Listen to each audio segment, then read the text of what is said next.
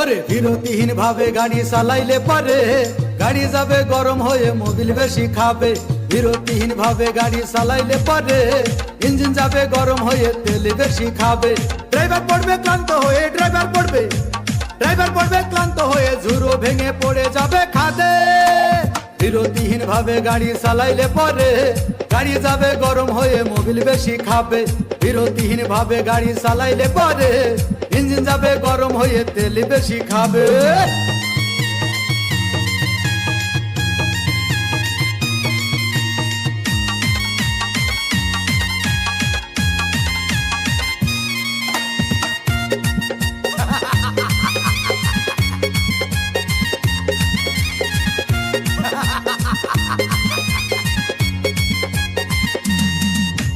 ধীরে ধীরে চালাও গাড়ি মাথা ঠান্ডা করে, 80 বেশি তুললে গতি পড়বে গিয়ে খাদে।